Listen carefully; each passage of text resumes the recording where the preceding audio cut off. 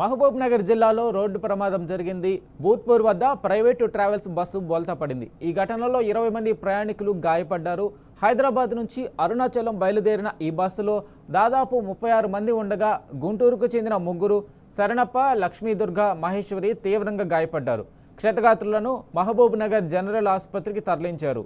ముందున్న lorry tyre పేలిపోవడంతో బస్సును అదుపు చేసే క్రమంలో ప్రమాదం జరిగిందని పోలీసులు తెలిపారు.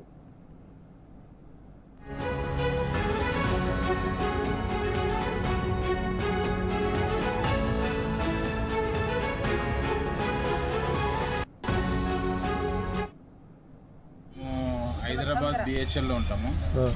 అక్కడ నుంచి లింగంపల్లి నుంచి నేను అరుణాచలం టికెట్లు బుక్ చేసిన శ్రీకృష్ణ ట్రావెల్స్. రాత్రి 8:25కు లింగంపల్లిలో అయితే 8:30 కల్లా వచ్చిండు. శంషాబాద్ వచ్చాకల్లా 10 అయింది. జడ్చర్ల దాటినాక లంచ్ డిన్నర్కి దిగినారు. దిగినాక మేము పడుకొని ఉన్నాము.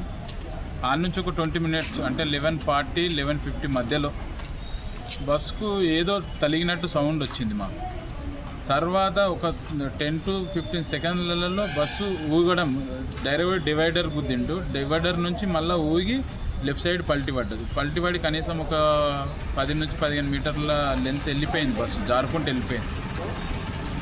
కొంతమందికి చేతులు ఇరిగిపోయినాయి, ఒక 2-3కి. మాకు చిన్న చిన్న గాయాలు, మా ఇంట్లో కూడా బాగానే ఇంజూర్ అయిపోయినాయి. డ్రైవర్ కొంచెం అతివేగం వల్లనే జరిగింది. ఆయన అడిగితే 80 స్పీడ్ అంటున్నాడు, కానీ అది 80 స్పీడ్ కాదు, ఇంకా కొంచెం ఎక్కువనే స్పీడ్ ఉంది.